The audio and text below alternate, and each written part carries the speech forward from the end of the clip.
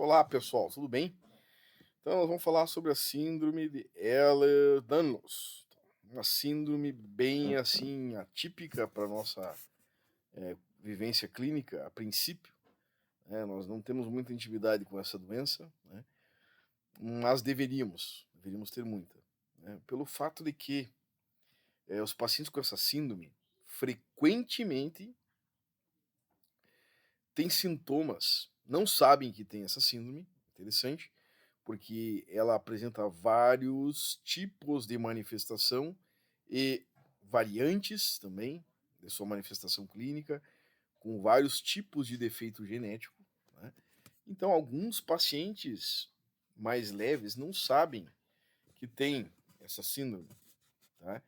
Então, esses pacientes, em geral, têm sintomas dolorosos a nível articular e a nível ósseo. E esses pacientes apresentam um grande risco para o atendimento de reabilitação traumato-ortopédica e principalmente de técnicas manipulativas. É muito perigoso por alguns motivos que ao longo dessa apresentação vocês vão entender. Então, o que é o Ehlers-Danlos? É uma doença que afeta o tecido conjuntivo. Tá? Então, a incidência é de 1 para cada 5.000 pessoas. Então, não é tão incomum essa doença. Então, imagina, numa cidade de 100.000 pessoas, tem, digamos, um bom punhado dessas pessoas na comunidade e são pessoas, como a gente sabe, que tem um alto índice de dor musculoesquelética. Né? Então, tem grande chance de entrar no seu consultório essas pessoas. Tá? Então, numa cidade de 1 milhão de pessoas, a chance começa a aumentar. Então, a gente acaba no primeiro contato, tendo a responsabilidade de fazer o diagnóstico ou de desconfiar dessa patologia e encaminhar um diagnóstico. Então, como eu já falei, é um grupo de desordens do tecido conjuntivo, né? A marca, né, a principal característica dessa doença é a hipermobilidade. Então, é principal manifestação, a hipermobilidade. Tá? Excesso de flexibilidade. Tá? Então, geralmente é ali que a gente começa a desconfiar. Então, para isso existe a escala de Beighton. Né? A escala de Beighton é um grande screening, né? É uma grande triagem para Ehlers-Danlos. Tá? Então, vamos lá. Essa síndrome, então, foi descrita pela primeira vez por dois dermatologistas, um dinamarquês e o outro francês, o Edward Ehlers e o francês Henry Danlos. Então, existem diversas variantes, havendo uma relação entre o gene afetado e o tipo de variante. Então, assim, a clínica da doença varia, né, entre cada, digamos, defeito genético e não é sempre o mesmo defeito genético. Então, existem mutações diferentes em diferentes genes que produzem diferentes variantes da doença. É isso que a gente quer dizer.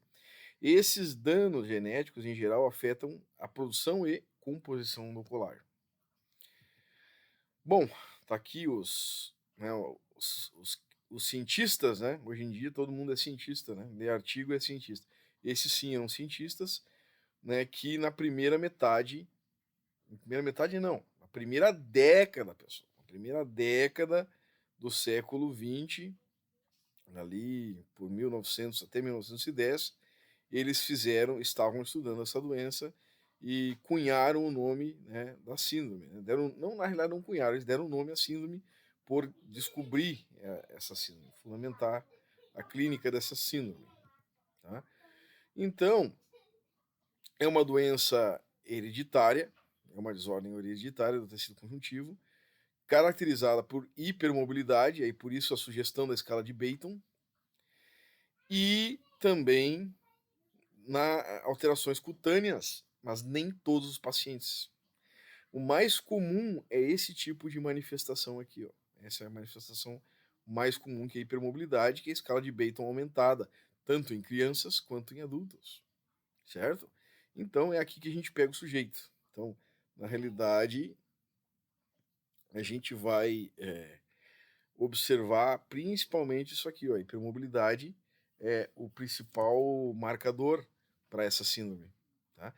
E aí alguns vão ter manifestações como essa, rasgamentos na pele, alguns vão ter alterações viscerais, tipo, vai ter tendência a ter ptose visceral, quer dizer, vamos supor o estômago lá embaixo na pélvica, o intestino delgado caído, né? Então vão ter algumas alterações, por exemplo, na esclera, na oftálmicas, alguns vão ter manifestações, digamos assim, imunológicas, funcionamento do intestino. Então são várias síndromes, vários achados nessas síndromes, né? Em alguns pacientes manifesta alguns achados, outros vão variar, vão ter outros modos de apresentação da doença. Mas tu tem que imaginar que afetando o colágeno, né? Afeta o colágeno de diferentes formas, de acordo com o dano genético, né? A proteína que falta ou que muda, né, na mutação ali, né? Conforme a mutação vai ter um defeito na composição ou uma diminuição ou aumento da produção de alguma forma ali, nem sempre aumento da produção significa mais rigidez, mais firmeza e mais segurança, né? E, inclusive, tudo que vai colágeno vai acabar fragilizando. Então, inclusive o osso. Então, alguns casos, tem fragilidade óssea na Ehlers-Danlos. Então, algumas variantes genéticas têm até fragilidade óssea. Então, é bem interessante. Uma patologia bem interessante, uma patologia bem comum. Então, a gente vai encontrar, tá? Como primeiro contato. Então, como eu falei, né? Então, ela vai falar. Todas as células têm colágeno, né? Pelo menos na sua matriz, essa celular vai ter colágeno. Então, a gente vai ter problemas vasculares. Então, tem pacientes que têm síndromes, né? Digamos, variantes da síndrome Ehlers-Danlos, que vão dar problemas vasculares seríssimos. E que o paciente vai ter sangramentos, né? E vai ter até uma tendência maior a ter um AVC, né? Digamos, um evento vascular, né? Um stroke, alguma coisa assim, uma isquemia, uma embolia. Então, devido a essa fragilidade vascular. Outros não vão ter tanto isso. Mas eu te digo assim, ó, se eu tenho um diagnóstico de Ehlers-Danlos, mesmo que ele não seja o tipo mais grave vascular, eu não atendo com um ajuste cervical, né? Eu não ia atender jamais, porque mesmo que ele tenha o tipo que não caracteriza tanto como uma fragilidade vascular do colágeno no vaso, ele tem uma alteração no colágeno. Então, isso está em todos os órgãos, né? O colágeno está em todos os órgãos do corpo. Então, é muito perigoso ajustar esse paciente, certo? Então, é interessante fazer a identificação dessa síndrome. Então, marcador principal é flexibilidade, né? Nós não podemos confundir, né, com hipermobilidade benigna, né, que é o paciente que tem hipermobilidade, que tem flexibilidade, mas não tem Ehlers-Danlos, não tem no exame de biópsia na pele, ou mesmo no exame de biologia molecular, nenhuma mutação presente. Tá? Tem 12 tipos, né, 13 tipos de Ehlers-Danlos, né? Um tipo não tem diagnóstico ainda de biologia molecular, que é um dos mais comuns, né? Que é o de hipermobilidade, né? O síndrome de hipermobilidade, que é característico mais de hipermobilidade. Os demais, né? Que todos vão ter hipermobilidade, né? Mas essa variante hipermóvel, ela é mais característica de ser hipermóvel. Mas as outras 12 subtipos também têm hipermobilidade. Olha só, então, mesmo aquele que tem característica de hipermobilidade, ele também não posso descartar que não tenha uma possibilidade de maior tendência a um dano vascular. Talvez não tanto quanto aquela variante vascular, né? Entenderam isso? Então, é uma tipo do lei do yin yang, né? Então, tem o yang, mas tem o yin dentro do yang. E é mais ou menos isso.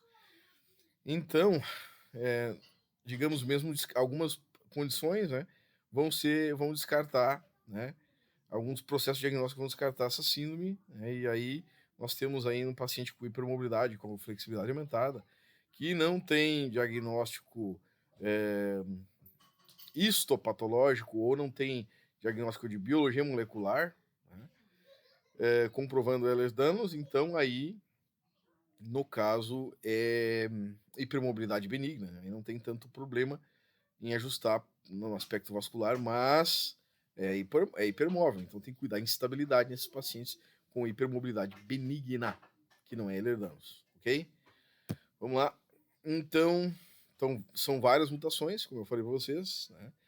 Tipo, aqui é um perfil de mutação, aqui é outro perfil de mutação, aqui é outro perfil de mutação. Então, não é um gene só que pode estar alterado, mas em geral afeta a formação do colágeno. Né? Colágeno. Ou a composição, ou a qualitativo ou quantitativo, certo? Então, pode afetar cartilagem, tendões, gordura, também o osso. Certo? Então, existem, como eu já falei, 13 tipos de variantes, as mais comuns são 3. A variante clássica, a variante hipermóvel e a vascular, a chamada EDS vascular. Então, a gente chama, vamos falar aqui EDS, né? Ehlers-Danlos Syndrome. Né? Então, nós temos a clássica, a hipermóvel e a vascular. Tá? Então, todas afetam de alguma forma a produção e composição qualitativo, quantitativo do colágeno. Né? Então, a EDS vascular é a mais preocupante, porque ela tem maior incidência de, digamos, eventos patológicos vasculares. Isso é grave, né? Então pode gerar mais facilmente um sangramento, uma isquemia. Então é algo assim que... E o paciente já tem hipermobilidade, então daqui a pouco ele tem uma luxação do ombro, né? Então o ombro luxa anterior, a cabeça do ombro vai lá para o gradil costal. E aí o que acontece? Tem que fazer uma cirurgia, cara, porque imagina só colocar no lugar esse osso luxado, ele pode dar um sangramento desse paciente e vira um troço, né?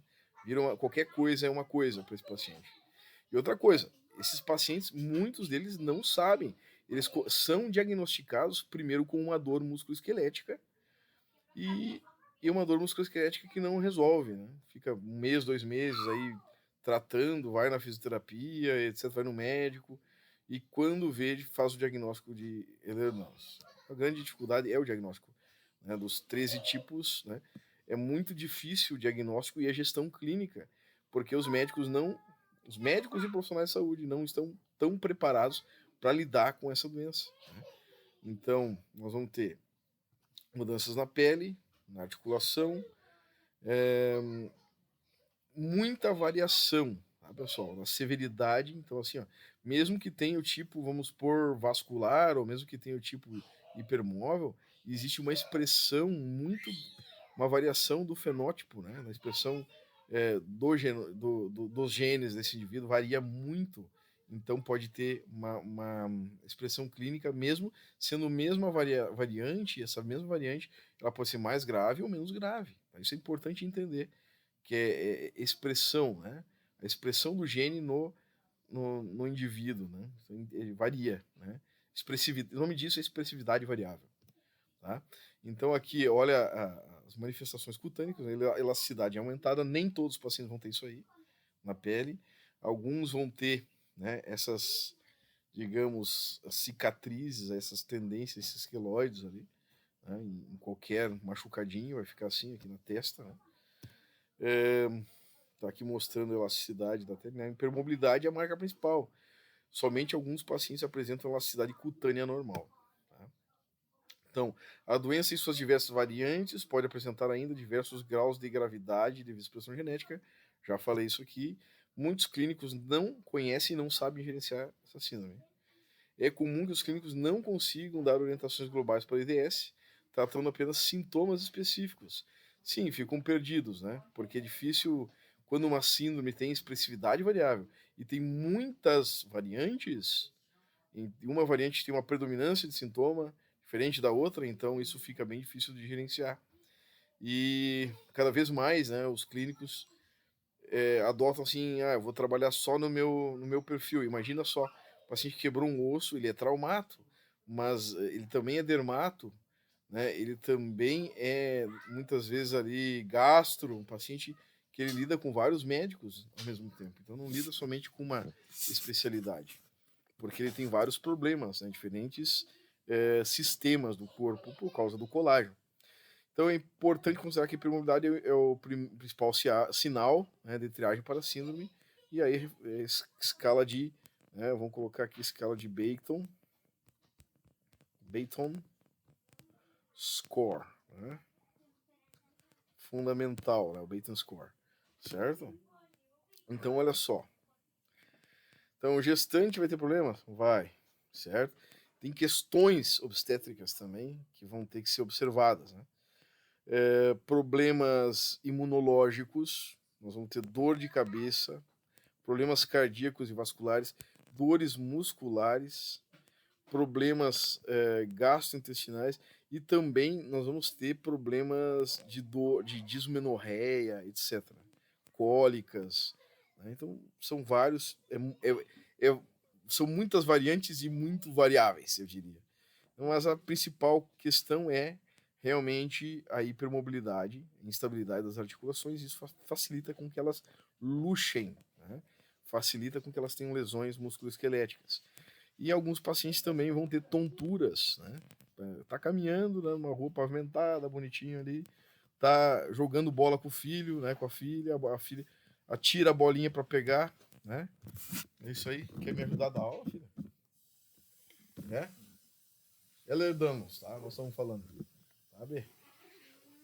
Então tá bom. A Laura quer falar um pouco? Quer explicar um pouco sobre isso? Não? Não. Então tá bom. Tá ótimo. Deixa eu terminar aqui e já vamos lá pro shopping.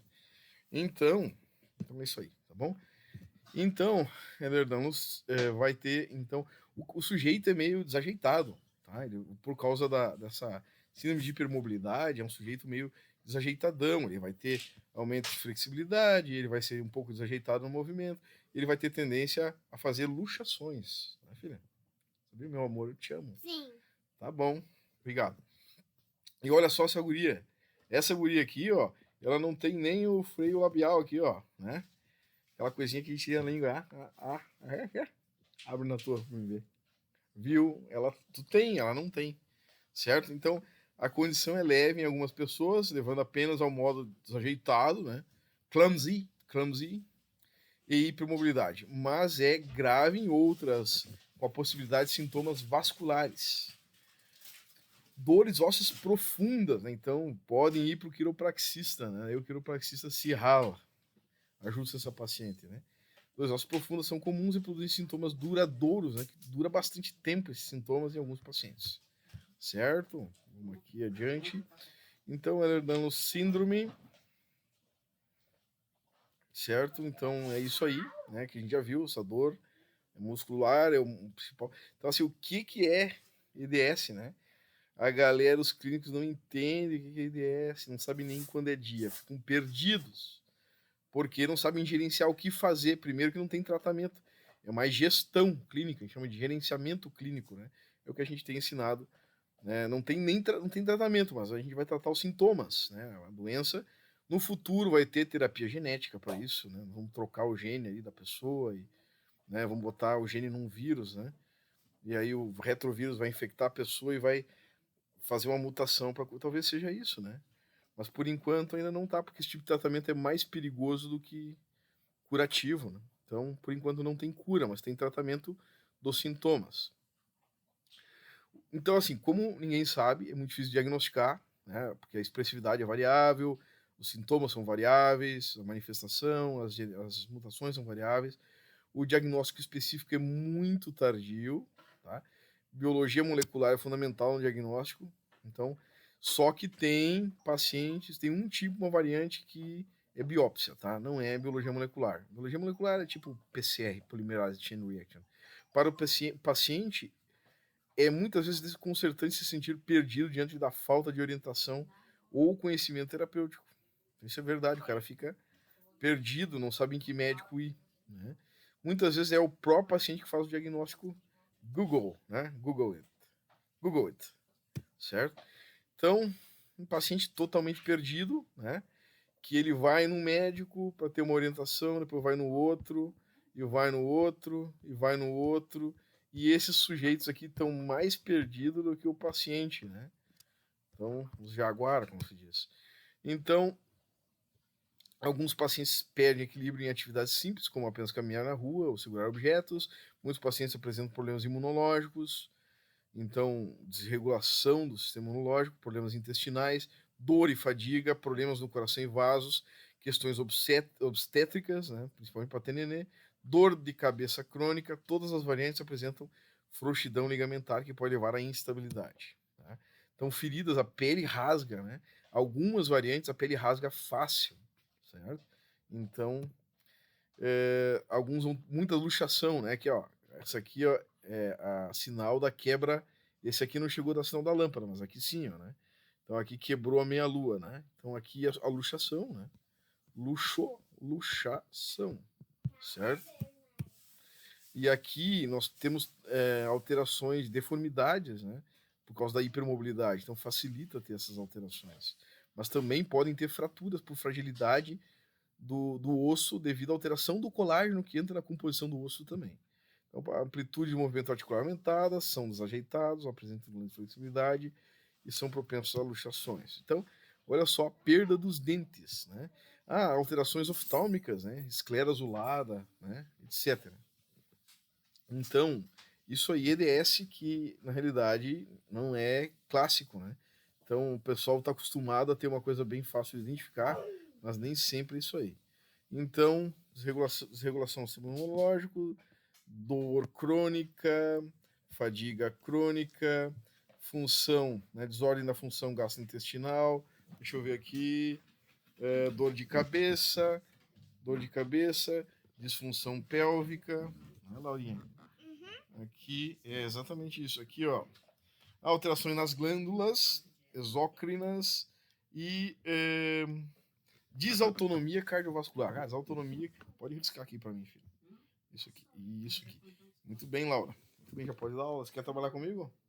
Quer? Vai botar a roupa de princesa? Bota lá a roupinha de princesa, então. Ela já tirou na hora da consulta, quase. Tá bom. Então, olha só esse paciente aqui. Olha só o que aconteceu com esse paciente. Olha o prolapso do estômago. Olha onde é que está o intestino, cara. É um prolapso pélvico, né? Então tá quase na bexiga, né? Então a bexiga pode estar caída também. Então, por causa da flacidez dos tecidos todos, então pode ter prolapso visceral. Né? Isso aqui, abdômen agudo, talvez, pode ser fácil de ter. Né? Então, manifestações cutâneas, em algumas formas da doença, a pele será bastante elástica, e algumas vezes também será bastante frágil devido à alteração na sua composição. Pode, em alguns casos, enrugar, como folhas de papel, e traumatizar facilmente, como a gente viu. Aqui, manifestações cutâneas, principalmente, né, com estrias, né, elas ficam muito aumentadas, tá, pessoal? Um tempinho. Ficam muito aumentadas, né? Então, podem rasgar, a pele pode rasgar, certo? Facilmente ter feridas e luxações e dores, né? Então, como a gente já falou, né, o problema é isso aqui, né? O sangramento. Né? Isso aqui, ó, ser clumsy. Clumsy. Quer dizer, ser desajeitado não é o problema. O problema é quando sangra, né? Então, ajustar, que nem aí o pessoal diz aí que não tem problema ajustar o pescoço, se auto-ajustar. Um cara com Ehlers-Danlos é muito perigoso, certo? Então, diagnóstico, né, a gente vai ver aqui também as manifestações clínicas, padrão hereditário, né, isso é fundamental, o DNA e a biópsia, um dos 13 tipos, não responde bem diagnóstico de biologia molecular. No caso que precisa de biópsia, também tem a microscopia eletrônica. Então, o diagnóstico é feito com base em manifestações típicas, hipermobilidade extrema, pele elástica, nem sempre, né? Achados radiológicos, radiográficos e histológicos, é biópsia, isso aqui. História familiar, biologia molecular com as variantes hipermóveis, biópsia e microscopia eletrônica. Diagnóstico correto é fundamental para o manejo clínico e para a adoção de medidas de prevenção. Tá? Então, pré-natal, complicado, né? Mas é importante trabalhar medidas de prevenção. Tá? Alguns pacientes vão usar isso aqui, braceletes, dizendo que é EDS, né? Tem que fazer fortalecimento, sim, né? Com muito cuidado. O fisioterapeuta tem que ser muito bom, né? Para trabalhar. A fisioterapia deve ser um cuidado a longo prazo. Ele é muito mais de fisioterapia do que de quiropraxia, esse paciente. Tem que evitar atividades repetitivas ou estressantes para a articulação, né? Para evitar danos, né, nas articulações. quando tem doença na pele, em perda da integridade da pele, então é interessante fazer sutura, costurar, é interessante aquelas colinhas, né, ou os adesivos, né, para cicatrização, certo? O que mais que é interessante? Bom, medicação também para cicatrização, nos casos mais graves, né? Alguns pacientes vão precisar de altas doses de opioides e anti-inflamatórios não hormonais. Alguns vão precisar para fraturas, cirurgias, para fraturas, certo? Tem que cuidar aqueles que são intolerantes à medicação, aí é mais complicado ainda, né? Porque ele está tomando muito anti-inflamatório desde sempre. E o tratamento, né, não é tratamento disponível, tratar os sintomas, prevenção. Alguns sintomas podem aparecer severos e podem requerer medicação para a dor, né, como anti-inflamatórios não hormonais, né, os Cataflã, ibuprofeno, essas coisas assim. E em alguns casos também Tilex e opioides. Então, foco das intervenções: dor musculoesquelética, né, é um foco, né, problemas vasculares, distonia, né, o paciente desajeitadão, alteração de tônus, dor de cabeça, muito cuidado com intolerância à medicação com alguns pacientes, como a gente já falou. Diagnóstico específico é um desafio, mas é a chave para o manejo clínico e bem-estar do paciente. Então, isso aqui é o paciente com distonia, com dor, né, com o paciente, né, com lesões articulares, né, saiu a vértebra, as vértebras, né, podem aí sair sim do lugar, né, principalmente apendiculares, né, e dor de cabeça crônica, ok? Então, o diagnóstico é uma novela, realmente é uma novela para fazer o diagnóstico disso aí, tá? Então é isso aí, pessoal. Um abraço.